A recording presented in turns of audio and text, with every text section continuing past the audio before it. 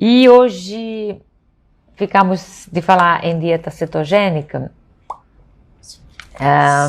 que é uma coisa que eu vejo que os tópicos que a gente começou a trabalhar de uns tempos para cá, basicamente low carb, dieta cetogênica e jejum intermitente, estão realmente provocando muita expectativa, muita atenção, muita curiosidade para as pessoas, basicamente por uma coisa, né? Eu acho, funciona. Então, as pessoas que não são os profissionais que se dedicam a isso, como as pessoas que se engajam nesse tipo de alimentação e nesse tipo de modificação do estilo de vida, estão de fato vendo uns oi, Coffee, tudo bem? Vendo os resultados que, né, as pessoas, aquele negócio do boca a boca, vão falando umas para as outras e estão vendo que a coisa funciona. E o que eu estou aqui hoje é para explicar um pouquinho, eu estou aqui um pouquinho para explicar por que isso funciona. Por que isso não é modinha, e isso é uma coisa que eu quero frisar muito, porque, na realidade, esses conceitos de dieta com baixo teor de carboidrato, esse conceito de dieta cetogênica ou de cetose nutricional, o jejum intermitente, basicamente são uma coisa que começou, talvez através da dieta paleo, de uma tentativa de uma volta a um método de alimentação, uma rotina alimentar mais próxima daquilo que foi a rotina alimentar do ser humano durante toda a evolução, né? Então, quando nós falamos em moda, eu sempre gosto de brincar que a moda mesmo foi essa dieta imposta desde os anos, sei lá, 60, 70 do século passado, de comer de 3 em 3 horas, de comer aquelas quantidades grandes de cereais, de quase a obrigatoriedade dos cereais na alimentação, né? E eu sempre digo que se foi uma moda, foi aquela moda, como toda a moda dos anos 80 não deu certo, né? Nem aquelas calças horrorosas, boca de sino, nem aquelas ombreiras que não ficavam bem a ninguém, nem essa dieta que engordou o planeta ao ponto de hoje praticamente metade da população ocidental ou do mundo mais desenvolvido está acima do peso. Então nós convivemos hoje no planeta com uma realidade, né? Metade do planeta ainda passando fome ou com problemas de subnutrição e uma outra metade obesa e, enfim, com enormes problemas por causa desse sobrepeso, essa obesidade. 1 de cada 6 brasileiros está predestinado, se já não está, diabético e por aí em diante, né? Todas essas doenças associadas à inflamação crônica, os problemas depois coronarianos, doenças degenerativas, etc. Eu saí aqui fora no vento, os cabelos não ficaram bons. Então, vamos explicar um pouquinho, vamos falar um pouquinho hoje do que é a dieta cetogênica, de como funciona a dieta cetogênica e de por que ela funciona. Então, ela recebe esse nome, dieta cetogênica, porque é uma dieta que funciona basicamente através da produção de corpos cetônicos, né? O que são e como funcionam e por que se produzem os corpos cetônicos? Então, quando a gente fala em dieta cetogênica, está falando uma dieta com muito baixo teor de carboidrato. A gente está falando de uma dieta que vai ser composta por uma parte de proteína, uma grande parte de gorduras e uma pequena parte de carboidrato. Carboidrato, mais ou menos 30 gramas de carboidratos líquidos por dia, sendo que consideramos carboidrato líquido o carboidrato total menos as fibras. Então, 30 gramas de carboidrato líquido são uma boa salada de folhas, né?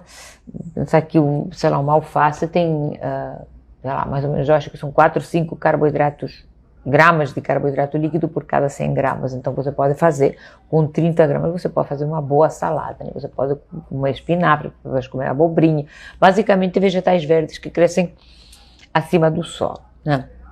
Então, nós consideramos que estamos em cetogênica, que estamos fazendo uma dieta cetogênica, quando temos uma dieta que se compõe com mais ou menos 30 gramas de carboidratos líquidos por dia, 30 a 40% do total que vai ser ingerido de proteína e o restante de gordura, basicamente gorduras in natura, né, gorduras que vêm do jeito que são obtidas da natureza, tanto gorduras de origem animal, como pode ser, sei lá, banha, manteiga, creme de leite, enfim, queijos já seriam minimamente processados, né, como de gorduras vegetais, abacate, nozes, azeites, óleo de coco, óleo de abacate, basicamente os azeites ou óleos de frutas, né. Então, mais ou menos o que comporia, depois a gente pode exemplificar um pouquinho mais, né, de como montar um prato na dieta cetogênica. Então, o que nós conseguimos com a dieta cetogênica? Aí vamos explicar um pouquinho, vamos começar um pouquinho. Eu sempre gosto de dar, eu acho que nós ficamos um pouquinho, às vezes, presos no presente, no nosso cantinho, na nossa caixinha de habitantes do planeta Terra do século XXI, num determinado cantinho do planeta. Então a gente fica um pouco bairrista, né? Muito preso às nossas convenções sociais, às nossas dieta padrão daqui, ao clima daqui, à política daqui, achando que né, às vezes a gente fica um pouco quadradinho dentro disso. Então a primeira coisa que nós temos que fazer é abrir um pouco a mente e pensar que nós somos produto de uma evolução, que nós somos biologicamente, fisiologicamente, quimicamente iguais aos nossos antepassados de 10 mil anos, de 20 mil anos atrás. A nossa fisiologia, a nossa estrutura física não mudou. O que mudou completamente é o nosso modo de vida, né? Hoje em dia nós somos viciados em conforto, nós não temos que sair para caçar, não passamos frio no inverno, no verão é só apertar botõezinhos, nós temos ar-condicionado, nós temos aparelhinhos que nos conectam muito facilmente, qualquer um tem um aparelho desses hoje em dia, TV a cabo, seriados e tal. Nós temos uma alimentação muitíssimo mais calórica do que os nossos antepassados, nós modificamos completamente aquilo que os coletores caçadores comiam, que era basicamente carne, quando tinha, e quando não tinha, se optava mais pelos vegetais que estivessem disponíveis, pelas frutas, né? E hoje em dia nós criamos, para beneficiar a indústria, enfim, por muitos motivos, né, uma grande produção de alimentos hiperpalatáveis, né, muito manipulados quimicamente para potencializar o sabor, muito cheios de carboidrato, porque o carboidrato, a farinha de soja, as farinhas de trigo, de cereais, todos eles cereais geneticamente manipulados para serem mais resistentes a pragas, então são insumos baratos, né, extremamente palatáveis, muito acrescido de açúcar, de flavorizantes, de aromatizantes, enfim, de toda uma série de coisas para torná-los irresistíveis. Então nós somos um sapiens, que não é mais sapiens, né? Virou meio burro, viciado em conforto, viciado em comida, e óbvio que com uma maquininha feita para funcionar, mais na carestia, mais na fome do que na abundância, mais no esforço do que no descanso, isso não está dando certo, né? Nós estamos ficando doentes, nós estamos ficando obesos, inflamados, então talvez nós temos uma expectativa de vida maior, porque nós temos, enfim, estentes, e temos antibióticos e temos vacinas, mas não sei se a nossa qualidade de vida, quer dizer, nós constituímos uma civilização profundamente doente, não só fisicamente doente, mas também espiritualmente doente, porque essa falta de contato com a natureza, eu acho que modifica muito nossos valores por um imediatismo, né, de tudo tem que ser para aqui agora, e como nós não temos mais que caçar, não temos mais que esperar, não temos mais que, enfim, essa falta de condições naturais da lua, do sol, da noite e do dia, nos deixa um pouco doentes da alma. Então a gente, além de estar inflamado, gordo, doente por causa disso, nós estamos também muito mais ansiosos, muito mais deprimidos, muito mais, enfim, com muitíssimos mais problemas que um ancestral nosso que tivesse que se preocupar unicamente para obter comida e que tivesse que aceitar essas regras da natureza para obtê-la, né? Nós achamos que nós podemos negociar com a natureza. Mas vai ser só mais um biscoitinho, mas vai ser só mais um brinquezinho. Então nós não negociamos coisa alguma, né? E acabamos ficando, enfim, doentes e fracos. Então, se nós voltarmos um pouco para esse nosso antepassado, até os mais remotos, né? A maioria dos estudos dizem ou chegam à conclusão, estudos antropológicos, de que foi seguramente a caça, o consumo de proteína animal que fez com que o nosso cérebro se desenvolvesse mais. Quer dizer, o que talvez um dos elos perdidos da evolução é exatamente a hora que esse hominídeo, né, deixa de consumir unicamente o que coleta e se torna caçador, né, e a proteína animal entra na alimentação desses hominídeos ou desses homens, né. Isso, claro que é uma teoria, não tem comprovação disso, mas é uma coisa que quando a gente pensa... gente, apareceu um risco estranhíssimo aqui na minha cabeça, que não estava aqui. Tá muito estranho isso, não tá? Pensa que uma coisa que começa a fazer sentido... Gente, que coisa estranha está acontecendo aqui. Começa a fazer sentido que, evolutivamente falando, nós temos uma necessidade omnívora, né? Isso, basicamente, isso já está estabelecido. Mas, o que aconteceu com o cérebro que de um primata funcionava muito bem só com vegetais e, de repente, o nosso cérebro cresce, né? Evolutivamente o nosso cérebro cresce e começa a precisar de muita mais energia.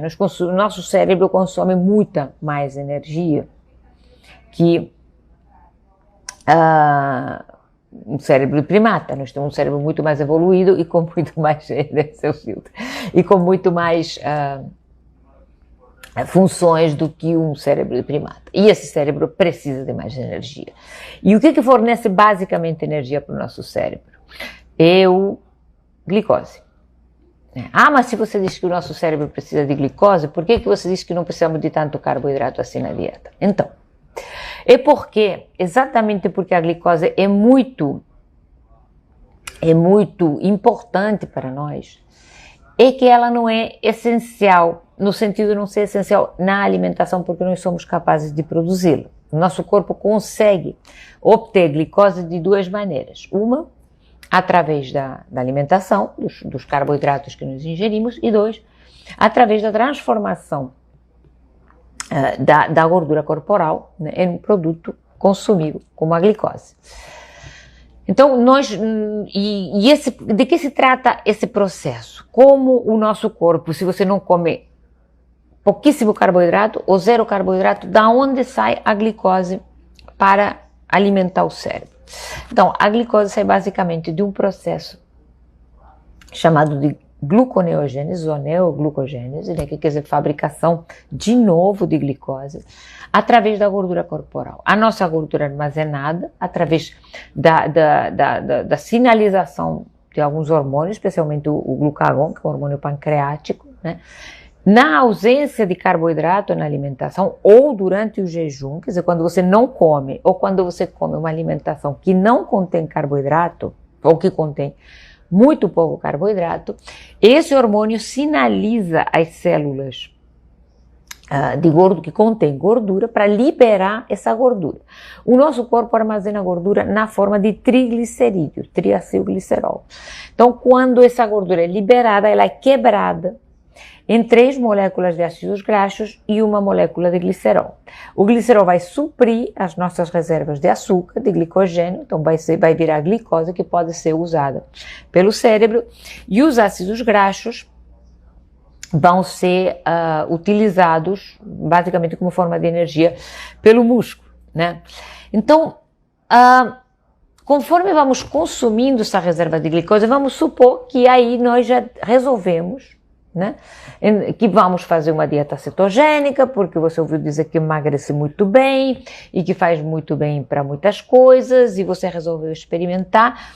E então, o que vai acontecer porque eu vou deixar de comer praticamente carboidrato, quer dizer, as minhas reservas de carboidrato, que é a reserva de glicogênio, né, que é aquele açúcar de cadeia longa que nosso fígado e nossos músculos armazenam, vão começar a diminuir gradativamente. Tudo bem, nós estamos consumindo gordura corporal, nós estamos quebrando triglicerídeos e aproveitando uma parte desses triglicerídeos para virar glicose, mas o que acontece quando essa reserva de glicogênio diminui drasticamente porque nós não estamos ingerindo carboidratos?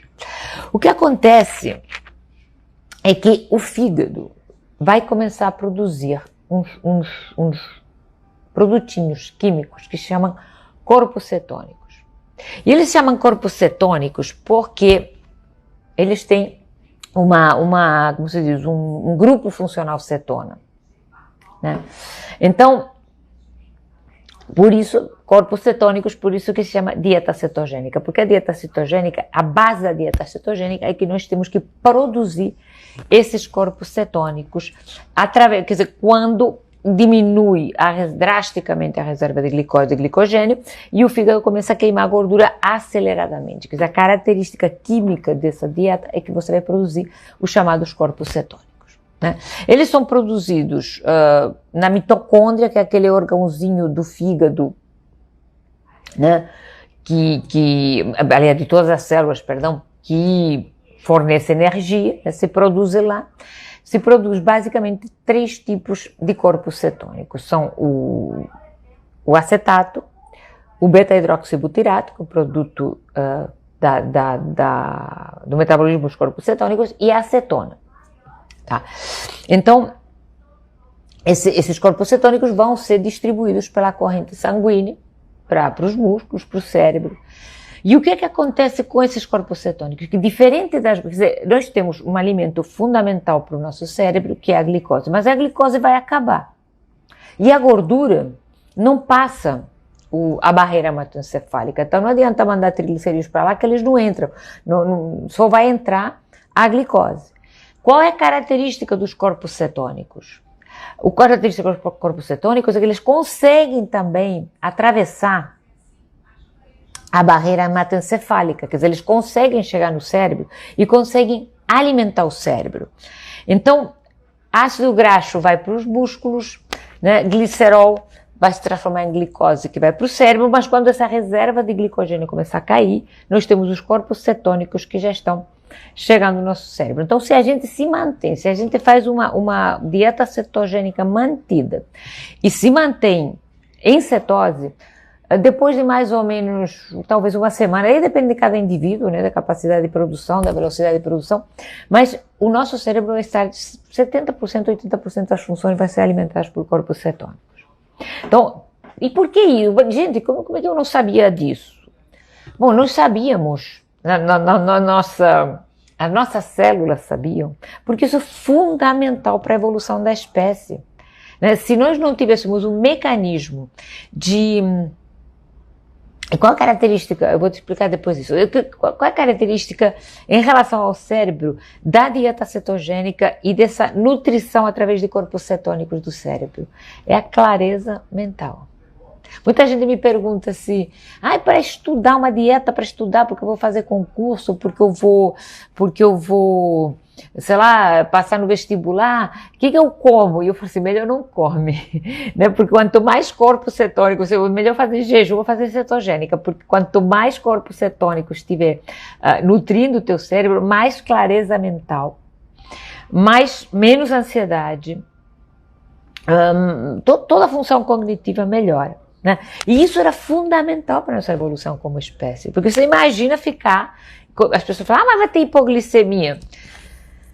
Não, respirar fundo, alinhar os chakras, e eu fico sobretudo quando um profissional fala nisso, temos que conhecer o processo bioquímico, né?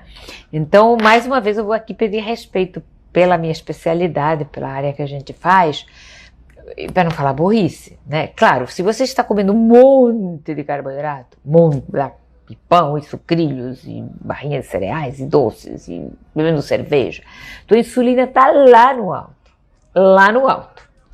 Claro que quando você fizer a transição, a cetoadaptação, você resolveu mudar de vida, encontrou, botar Jesus no coração e partir para uma nova fase, porque você precisa emagrecer, porque você está diabético, porque, enfim, é claro que durante o processo de adaptação, o teu corpo vai sentir essas mudanças. Vão ser boas, vão ser muito boas, mas no processo de adaptação, vai ser um pouco penoso. Primeiro porque você está viciado em carboidratos e açúcares, que eles são altamente viciantes. E dois, porque o teu corpo vai ter que passar da carboadaptação para lipoadaptação, quer dizer, ele vai ter que reaprender, porque isso ele já sabia desde criancinha, antes de que botasse a primeira colher de mingau ou de brigadeiro na tua boca, o corpo já sabia disso, depois esculhambou tudo, mas ele vai ter que deixar de depender dessa ingesta constante de carboidrato para passar a se alimentar da reserva de gordura. E isso vai trazer, sim, um mal-estar no início, umas câimbras, um mau humor, uma sensação de oscilação de eu estou hipoglicêmico. Não, aí você está perdendo muita água e com a água vai embora sal, basicamente sódio, potássio e magnésio. Então você no início tem que se hidratar muito e repor esses eletrólitos. Você tem que ter sempre um salzinho por perto, eventualmente um sal light que tem potássio, tomar um suplementozinho de magnésio. Tudo isso faz parte da rotina quando a gente faz a transição, digamos assim, para a dieta cetogênica. A gente sempre orienta para tomar para evitar esse mal-estar, né? E a pessoa tá... Bom, depois tem uma série de perguntas que as pessoas fizeram que eu vou tentar responder depois. Então, outra coisa é que a dieta cetogênica não tem nada de novo, né? A dieta cetogênica sei lá, desde as antigas filosofias ayurvédicas, o budismo, todas as religiões têm, se vocês reparam, todas as religiões têm alguma restrição, ou fazer jejuns espirituais, ou ter muita restrição à gula. Reparem, para a religião católica, pecado, né? Para o judaísmo tem muitos alimentos restritos. Todas as religiões têm sempre uma orientação sobre a alimentação, e a orientação é sempre para moderação, para comer menos, para não pecar pela gula, para fazer períodos de jejum para se purificar. Então, todas as religiões têm isso, desde as monoteístas, né, de um Deus só, quanto as politeístas, de vários deuses, espíritos da floresta. Todos têm esses rituais de purificação, de comer coisa que vem da natureza. Se vocês reparam, isso já é uma coisa muito antiga, né? Mas a dieta cetogênica foi começar a usar no início do século passado, porque se observou que crianças com epilepsia, na época não tinha tratamento para epilepsia, respondiam muito bem à dieta cetogênica e respondiam muito bem à restrição calórica e à restrição de carboidratos na dieta, ao ponto de pararem as crises. E hoje em dia nós continuamos vendo muito benefício, quer dizer, hoje em dia já temos muito mais recurso para tratar epilepsia, né? Mas nós estamos vendo excelentes resultados em transtornos da atenção, nesse tipo de transtornos. Uma dieta bem baixa em carboidrato, então costuma funcionar bem, mas isso não é uma novidade. A dieta cetogênica, ela já vem sendo usada em medicina desde 1911, que teve a primeira descrição, né, de dieta cetogênica já na literatura médica, né? Outro que se virou especialista, que foi nos anos 70, que lançou o primeiro trabalho sobre dieta cetogênica, foi a famosa dieta do Dr. Atkins. Só que o Dr. Atkins elaborou a teoria, começou a ver enfim, como é que isso funcionava e quais eram os benefícios acima da perda de peso, mas ele fez uma dieta mais com base na proteína, com menos gordura, talvez ainda pela gordurafobia que nos atingia ainda em pleno auge nos anos 70, né? Eu estou olhando para aqui que eu fiz uma colinha para não esquecer de nada. Então, desde então já temos a revisão da dieta de Atkins, já temos a dieta anabólica, enfim, temos uma quantidade enorme já de trabalhos e de enfim, desde o início do século passado para cá, você imagina, são 100 anos que já se fala em cetogênica, que entra e sai, e eu acho que agora, com o conhecimento bioquímico e molecular que nós temos, é que a gente realmente pode dizer por que, como e quando funciona, né? Então, exatamente o que a Flávia está dizendo aqui, que o jejum é inerente à espécie humana, né? Nós somos uma espécie que evoluiu muito mais na carência do que na abundância, né? Se você tem que sair todo dia para caçar e para obter o teu alimento, é óbvio que você não vai ter traquina na despensa, não vai ter refrigerante na geladeira, não vai ter negócio para fazer misto quente, não vai ter nada disso. Então você vai depender do que você conseguir trazer de fora todo dia, porque nós estamos falando de uma espécie que evoluiu quase toda ela como coletor-caçador. A agricultura é uma coisa muito recente na história humana, né? Então, outras pessoas também dizem que algumas vezes alguns médicos dizem assim, porque a cetoacidose, gente, cetoacidose é uma complicação do diabetes do tipo 1 que acontece na ausência de insulina, não tem nada a ver com cetose nutricional. Então, viu, mais uma vez, tem que estudar antes de dar tanta opinião, tem que saber do que está se falando, tá? São coisas diferentes. O fato de terem nomes parecidos, cetoacidose diabética é um processo muito grave que acaba normalmente com o paciente internado no CTI. A cetose nutricional é uma coisa extremamente benéfica, sobretudo para pacientes obesos e para pacientes diabéticos do tipo 2. Tá? O negócio com o diabetes, eu acho que às vezes fica um pouco complicado porque são duas doenças diferentes com o mesmo nome. Então a gente tem que lembrar que a diabetes do tipo 1 é uma doença normalmente autoimune, no qual o pâncreas do indivíduo não produz insulina. E ele tem que suplementar tomando insulina. A diabetes do tipo 2, que a gente gosta mais de chamar de síndrome metabólica ou síndrome da resistência periférica à insulina, é uma doença inventada, causada pelo excesso de carboidrato na dieta durante anos e anos e anos, que cursa exatamente com a insulina muito alta. Alta ao ponto das células ficarem resistentes, né, de não entenderem mais a ação da insulina e acabarem provocando hiperglicemia também. Então são doenças diferentes. Eu acho importante salientar isso, porque o fato de... Eu acho que ainda vai se mudar essa nomenclatura, mas o fato de ter o mesmo nome, porque como as duas acabam causando altas taxas de glicose no sangue, pode gerar uma certa confusão isso, né? Então, bom, vamos voltar um pouquinho...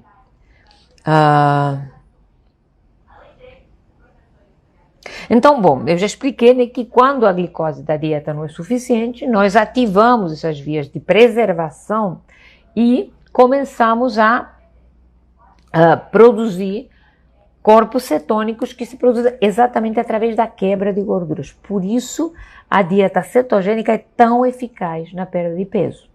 Dificilmente você, com uma dieta cetogênica, você não vai conseguir perder peso de uma maneira constante e bem gratificante, né?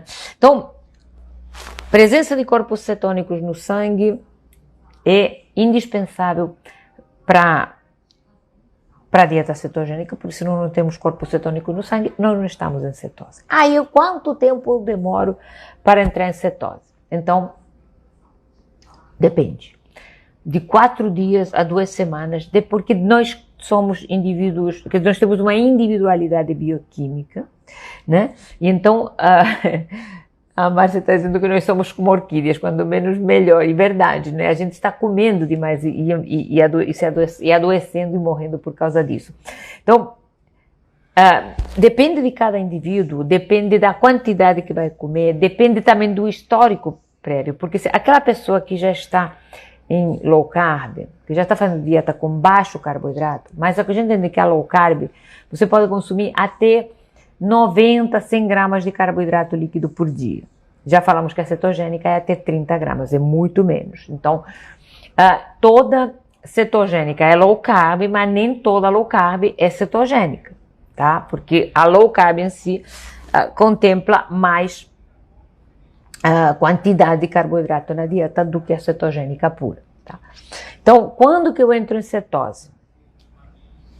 Você vai entrar em cetose entre 4 a 5 dias, até 2 semanas. Isso depende exatamente do modelo individual, depende do quanto vamos comer, depende de se vamos introduzir também períodos maiores de jejum ou jejum intermitente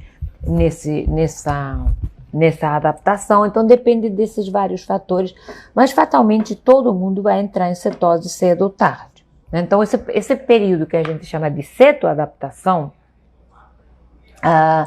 algumas pessoas me perguntaram, por exemplo, tem que tomar cetonas exógenas, tipo cetonas de framboesa ou de raspberry, funciona?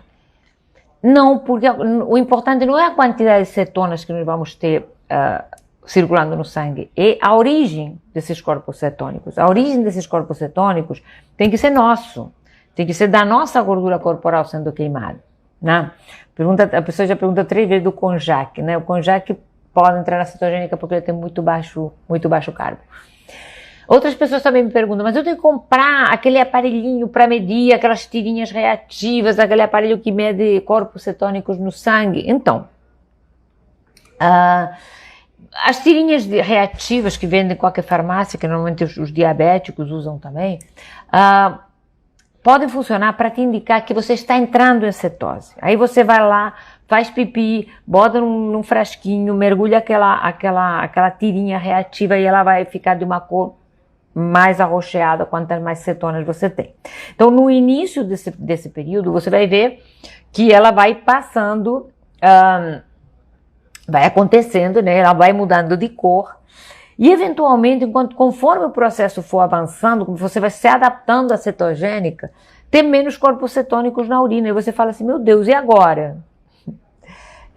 Eu saí da cetose? Não, é que teu corpo está aproveitando melhor esses corpos cetônicos, então você vai eliminar menos na urina, tá? Então, é por isso que o negócio de medir cetonas, eu acho que tudo isso funciona bem no início, quando você está tomando conhecimento, quando você está se adaptando. Veja que todo santo ajuda, aplicativos que te dão a quantidade de carboidratos, tirinhas reagentes para saber se você entrou em cetose, tudo isso é bom para você se familiarizar com o processo.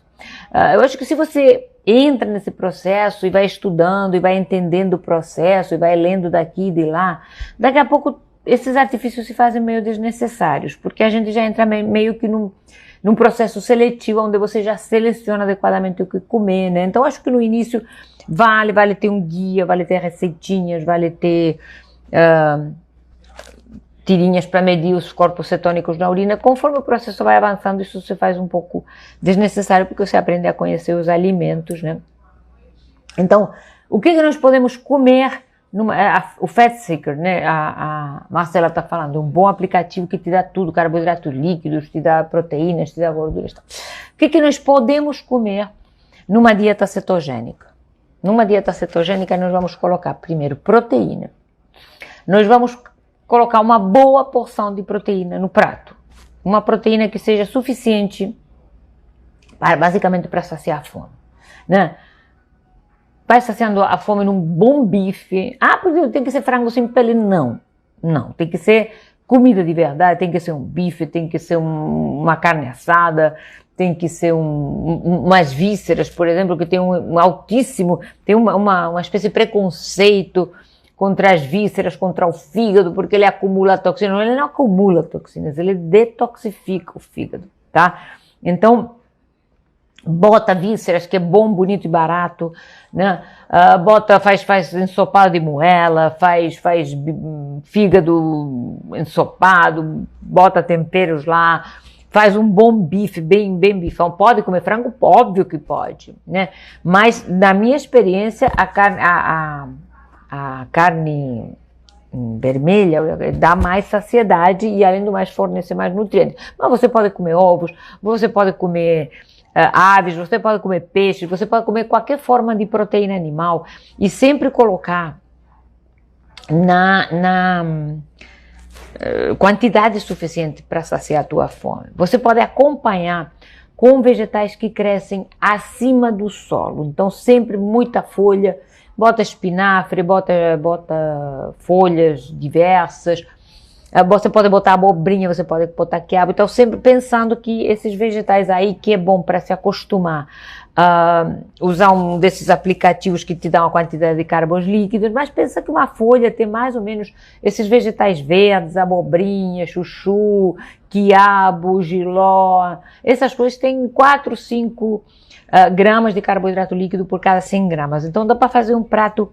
bem bonito. E outra coisa que você vai colocar no prato para já fechar, para saciar a tua fome, é gordura. Vamos perder essa noia de gordura, porque tem um tipo de gordura que é muito ruim. Frituras de imersão em óleos de sementes. Então, você usar óleo de girassol, óleo de milho, óleo de canola, óleo de soja para fazer fritura, é o subsolo do inferno, porque isso é inflamatório, é muito ruim. Mas você usar gorduras in natura, você comer abacate, você comer a própria gordura da carne, você comer um pouquinho de creme de leite, um óleo de coco, cozinhar com azeite de oliva, com manteiga, com manha de porco, que mais? Nozes, castanhas, queijos curados, tudo isso tem que estar no teu prato. Você tem que fazer uma salada gorda. Quem fez bariátrica faz 11 anos, estão perguntando se pode fazer cetogênica. Talvez se tivesse feito antes, não teria precisado da bariátrica, né? Então, banha de porco. Por que a banha de porco é boa? Porque uma gordura, apesar de ser uma gordura saturada, é uma gordura estável, não estraga no calor. Já esses óleos vegetais, eles desvirtuam no calor, tá? Então, azeite de oliva, banha de porco, manteiga, para cozinhar, ou azeite de oliva também, azeite para cru, né? Para usar nas saladas também, maravilhoso. Então, frutas na cetogênica. O que você vai fazer com as frutas? Você vai escolher unicamente aquelas que têm muito baixo teor de açúcares. Então, você vai dar preferência ao abacate e o coco, que tem quase que zero açúcar, praticamente zero, né? Morangos, frutinhas vermelhas, acerola, pitanga, né? Essas frutinhas. Se você quiser tomar um suco, vai fazer suco de maracujá, suco de limão, né? De preferência água com gás, água saborizada, muito chá, café puro. Você pode botar uma colherzinha de creme de leite ou um óleo de coco no café, também fica maravilhoso, né? E o que vai acontecer? Duas coisas muito legais que vão acontecer porque você que está apelando ou procurando a dieta cetogênica, seguramente está se sentindo acima do peso ou está tendo complicações decorrentes do sobrepeso. Então, duas coisas que vão acontecer. Depois desse período de adaptação, que pode ser bem chatinho, né? Você vai sentir calafrio, mau humor, irritação, porque você lembra que você está viciado em carboidrato. E o seu corpo está acostumado a receber aquela enxurrada de glicose a cada 2 horas. Isso não está te fazendo bem. Mas não está te fazendo bem como não está te fazendo bem futucar todo dia no celular. Você sabe disso, mas você precisa disso, não é verdade? Te atrapalha o sono, mas você continua lá agarradinho. Então, tem muita coisa que não nos faz bem e a gente está tão acostumado que sente aquela falta no início, né? E o corpo vai estar perdendo muito líquido, porque a tua reserva de glicogênio vai baixar e o glicogênio é aquela molécula que vai reter muita água. Então, no início, muito, muito líquido. Prepara um garrafão de chá, pode ser qualquer chá, hibisco, erva cidreira, chá preto, aí vai, né? Vai a gosto do freguês. Sempre sal, de preferência sal light, porque o sal light tem potássio também, eventualmente um suplementozinho de magnésio, pede para o teu médico, para o nutricionista recetar um suplemento de magnésio, que vai ajudar nessas câmaras, nesse mal-estar inicial, nessa sensação de que vai desmaiar, e que muitas pessoas confundem com hipoglicemia, com falta de açúcar, e na realidade é falta de sal, tá, gente? Deixa eu ver como é que eu estou de horário aqui. Tem 20 minutinhos. Eu queria responder aqui. Teve uma pessoa que me mandou uma sugestão, deixa eu ver que eu estou procurando, de uma página que, cadê? Vê se eu acho agora, que a pessoa me mandou, a pessoa dizendo que não era para fazer low carb. Tá aqui, achei. Então, 8 perigos, olha só, tem gente que perde o tempo fazendo isso, 8 perigos da dieta cetogênica. Né? Para quem não conhece, promete perda de peso rápido e nela você reduz, já viu que não é nada saudável, né? Porque diz assim, nela você reduz drasticamente o consumo de carboidratos, controla o consumo de proteína e aumenta o consumo de gordura. Já viu que não é nada saudável, né? Fala a pessoinha, né? Que depois diz que ela seca você, mas não sei como é que seca com esses conceitos do século passado, né? Então diz, os inconvenientes, né? Que mais aparecem por aí na mídia da dieta cetogênica. A primeira diz, dá mau hálito, né? Por ingerir alimentos gordurosos, o hálito é comprometido, deixando um bafo nada agradável. Primeiro, não tem nada a ver com consumir alimentos gordurosos, quer dizer exatamente com a acetona que se produz. Nós falamos que eram 3 corpos cetônicos, né? Acetato, beta-hidroxibutirato, que é a maior parte, e acetona. A acetona é um composto volátil que é expelido pela respiração. Então, sobretudo nessa fase de transição da cetogênica, pode de fato modificar, deixar um hálito um pouco mais pesado. Isso também acontece pela desidratação. Isso desaparece com o tempo, mas você se mantendo muito bem hidratado já melhora isso, tá? Falta de nutrientes. Dieta é pobre em vitaminas e nutrientes essenciais. Se você comer carne, se você comer ovos, se você comer vegetais cheios de fitoquímicos que crescem acima do solo, e você come gorduras boas que basicamente são compostas de ácidos graxos essenciais, que falta de nutrientes. As pessoas me perguntam, tem que suplementar? Não, se você come direito não tem que suplementar nada. Né? Se você faz uma cetogênica limpa, come comida. Se você faz uma cetogênica porca, na base de comer, sei lá, só creme de leite o dia inteiro, ou inventar receitinhas com muita gordura, realmente pode faltar nutriente. Mas se você faz o prato da maneira que eu te falei, uma boa porção de proteína, vegetais que crescem acima do solo, usa as frutas cetogênicas e as gorduras boas, não vai te faltar. Essa é a minha preferida. Fígado sobrecarregado. Essa é a minha favorita. Você mostra que essa pessoa não entende bolhufas de fisiologia humana. Porque qual é uma das características da maioria das pessoas que estão com sobrepeso? Gordura no fígado. A pessoa ainda acha, essa criatura ignorante, ainda acha que gordura na alimentação causa gordura no fígado. Não é não, né, gente? Nós já cansamos de falar que o que causa esteatose hepática, o que causa gordura no fígado, é o excesso de carboidrato na alimentação, o excesso de açúcar, o excesso de biritas, o excesso de Coca-Colas, o excesso de docinhos brigadeiros, aquele docinho que você não passa sem, os biscoitinhos recheados. Por quê? Porque tudo isso vai ter que ser armazenado na forma de gordura. E quem faz essa transformação do excesso de glicose que entra no teu corpo, através da insulina, faz essa transformação, o fígado. E o fígado se lambuza. Então, uma das maneiras mais eficazes de limpar o teu fígado gorduroso é fazer dieta cetogênica ou jejum intermitente. Perda de músculos, sobretudo se você não malha, né? Aí você perde músculo pra caramba. Claro, veja bem, se o propósito, você está no peso, e o teu propósito é ganhar massa, fazer hipertrofia, talvez a cetogênica não seja a melhor opção. A cetogênica é uma opção para quem está acima do peso, para quem tem doenças associadas ao excesso de peso ou, enfim, complicações, taxas muito elevadas, tá? Mas, de forma alguma, você vai perder músculo. Se você está malhando e você faz um bom aporte de proteína, então você não perde músculo, você perde gordura corporal, tá? Risco cardíaco. Ai, meu Deus, o alto consumo de gordura saturada. O imbecil aqui não sabe que o risco cardíaco é exatamente pela condição inflamatória que o sobrepeso nos dá, não pela quantidade de gordura que você pode comer, se você não come gorduras inflamatórias, que são basicamente os óleos de sementes aquecidos, e você só come gorduras in natura, tá? Hipoglicemia eu já expliquei, né? Causando desmaios, tonturas e problemas. Não dá hipoglicemia. Dá uma sensação de mal-estar, basicamente por falta de colesterol. E reganho de peso. Óbvio, se você volta a comer tudo que aparece na tua frente, você vai engordar de novo, óbvio. O teu corpo responde mecanicamente. Excesso de energia, excesso de carboidratos, armazena. Déficit calórico e falta de carboidrato, ele queima. Nisso somos uma máquina que funciona muito perfeita. Muda um pouco a intensidade do processo de uma pessoa para outra. Mas uma coisa que acontece sempre. E a última coisa que ele diz que dá prisão de ventre.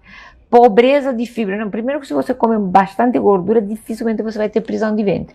Mas é lógico que nesse período de adaptação, e você sobretudo já vem de um histórico de alimentação inadequada, de alteração do teu horácio do teu estômago por excesso de açúcares e farinhas, de uma alteração da flora intestinal por falta de pré-biótico adequado, por falta de cuidado. Né? Diz que vai causar hemorroida. Hemorroida. Vou falar de política. Mas, enfim. E essa pessoa está dizendo que tem um site que emagrece gente. Meu Deus do céu! E o Felipe até comentou, né, que estava encarando com bom humor porque é uma espécie de piada. É uma espécie de piada mesmo, que haja pessoas ainda assim que mostram que não sabem absolutamente nada de fisiologia humana, né? Então, eu acho que... Deixa eu ver só a hora, tá? Eu tenho um pouquinho de tempo aqui. Então, deixa eu ver se eu sempre faço uma colinha aqui, né? Então, vou, né, ver se eu estou esquecendo alguma coisa importante para contar para vocês. Colesterol e dieta cetogênica, né? Primeiro, vamos esquecer aquela coisa de que o colesterol é o único marcador de saúde cardiovascular. Não é. Né? Nós temos que ver as apolipoproteínas, o LDL oxidado, a PCR, para ver a capacidade ou a quantidade de inflamação que nós temos. Nós temos muitos exames, sobretudo se a insulina está alta, nós estamos numa fase pró-inflamatória. Então, nós temos que não mais considerar o colesterol como o único preditivo de saúde cardiovascular, né? Dito isso, nós temos que ver que, mesmo que o colesterol total possa aumentar um pouquinho, os triglicerídeos e o HDL aumenta e os triglicerídeos e o LDL diminuem normalmente na dieta cetogênica. Tem muito poucos indivíduos, são raros, porque eles têm uma pequena diferença bioquímica na apolipoproteína que fazendo uma dieta mais rica em gordura podem de fato disparar colesterol e triglicerídeos. Esses indivíduos têm que ser avaliados individualmente e realmente a dieta cetogênica pode não ser para eles, né? Cetogênica aumenta o ácido úrico? Não. Realmente todas as pessoas hoje em dia 99, alguma coisa por cento de pessoas com ácido úrico elevado que eu tenho visto no meu dia a dia são pessoas com síndrome metabólica, quer dizer, excesso de carboidrato na dieta. Eu às vezes eu estou começando a me sentir um pouco com aquele negócio que a gente chama da síndrome do impostor, né? Que fala assim, não estou enganando o quê? Porque eu estou sempre repetindo a mesma coisa, né? Porque na realidade tudo se simplifica muito. Com uma alimentação que nós estamos fazendo com excesso de carboidratos, uma alimentação pró-inflamatória, destrói tudo, o ácido úrico, eleva os triglicerídeos, eleva a glicose, eleva o colesterol, eleva o ácido úrico, eleva acho que mais a insulina, causa resistência à insulina, causa diabetes a longo prazo. Essa condição inflamatória nos faz mais suscetíveis a infarto, ao câncer, às dores musculares. Nós temos problemas digestivos porque esse excesso de carboidrato na dieta destrói primeiro a função do nosso estômago, que tem muito ácido, começa a ter menos ácido assim. A resposta aqui, para quem me perguntou se a cetogênica melhora o refluxo, melhora muito quando você elimina o trigo e o açúcar da tua alimentação, né? Então, o que eu estou dizendo, a maioria dos casos do refluxo, tem alguns casos que são realmente por uma alteração anatômica, aí esses casos têm que ser revistos, mas a maioria resolve e muito, o ácido úrico despenca, nem todos esses marcadores melhoram. Alguns indivíduos podem apresentar realmente aumentos exagerados de colesterol e triglicerídeos, então esses indivíduos têm que ser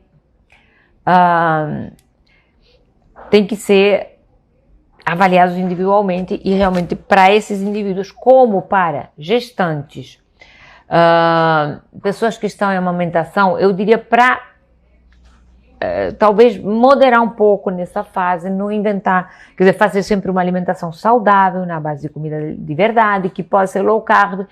Eu diria que na gravidez, na amamentação, não fazer exageros, a não ser, quer dizer, exagero, a dieta cetogênica não é um exagero, mas a não ser que as pessoas realmente estejam com sobrepeso absurdo. A mesma coisa em crianças. Crianças precisam um pouquinho mais de carboidrato, porque tem que estimular o IGF-1, né? Uma parte que é o fator insulina símile, né? Que faz parte do processo do hormônio do crescimento. Mas crianças muito acima do peso, ou crianças que podem ter crises convulsivas, podem se beneficiar, ou crianças com problemas comportamentais ou cognitivos, como o déficit de atenção, bem orientados, muito bem acompanhados, podem experimentar benefícios com a dieta cetogênica. Mas eu diria que aí sempre temos que orientar individualmente, né? Então, deixa ver, eu acho que eu falei um pouquinho de tudo, né? Outra coisa importante, as pessoas me perguntam, mas estou fazendo cetogênica e não emagreço. Aí nós temos que avaliar a quantidade de calorias totais que você está comendo, porque são duas coisas para emagrecer. É déficit calórico, nós temos que fazer déficit calórico. É óbvio que em cetogênica você vai ter muita menos fome, porque aquela compulsão de comer doce, então vai desaparecendo gradativamente, e como você consome alimento, além de não estimular o vício por carboidrato, o tipo de alimento que você está consumindo dá muita mais saciedade, a proteína e a gordura sacia muito mais que o carboidrato, então você vai começar a comer muitas menos vezes, então é muito mais fácil fazer o déficit calórico. Mas outro dia teve uma pessoa que me contou que tomava 4 colheres de creme de leite só no primeiro café da manhã. De repente essa pessoa come a gordura demais, a gordura tem 9 calorias por grama e não consegue estabelecer o déficit calórico que precisa para de fato emagrecer, né? As pessoas me perguntam, o leite de tudo menos leite. Então, pode leite? O leite tem lactose, que é um açúcar. Então, se nós precisamos diminuir a quantidade de carboidrato, o sensato é não tomar leite e se tomar fermentados como iogurte ou queijo ou eventualmente creme de leite que tem mais gordura e comer menos quantidade. Mas se a pessoa gosta daquele café com pingadinho de leite pela manhã, não vai ser isso que vai tirar do sério. Vamos contar isso nos carboidratos totais e pronto, né? Pode se associar cetogênica e jejum? Pode, deve, você pode fazer, se você se sentir bem com isso, comendo 2 vezes ao dia, tá ótimo, não tem perigo nenhum. Na realidade, a cetogênica mimetiza a ação benéfica do jejum, a maioria das ações benéficas do jejum. Então, se nós conseguimos fazer uma dieta cetogênica intercalando alguns períodos de jejum, obviamente o resultado pode ser bem mais gratificante. A pessoa está me perguntando do leite sem lactose, mas o problema do leite sem lactose é que ela não é isenta de açúcares. Basicamente é leite que foi tratado com lactase, né, que é uma enzima que quebra a lactose. Então esse leite tem mais glicose na realidade. Você repara que o leite sem lactose é mais doce que o outro leite. Então eu diria que se a pessoa tiver algum tipo de intolerância à lactose, deve se limitar aos fermentados como iogurte e queijo curado, que aí não vai ter. E aí a pergunta dos 10 pontos, jejum de quanto tempo? Eu não sei. Eu acho que o protocolo de jejum é uma coisa, primeiro, ser tentada, né? Se diz que a Nutri não permite cetogênica nem low carb, a Nutri deveria estudar um pouco mais, é melhor trocar de Nutri. Quantas vezes por semana, quantas horas de jejum? É uma pergunta que me fazem muito. Eu não sei, gente. O jejum é uma coisa para se experimentar individualmente. Eu aconselho sempre a começar com períodos curtos de jejum, 2 vezes por semana, ver como você se adapta, ver se isso te dá conforto. Quer dizer, sabe o que eu não acho legal? De repente, vou tentar tudo, deixar de comer, vou só comer, fazer dieta carnívora, não comer mais nada.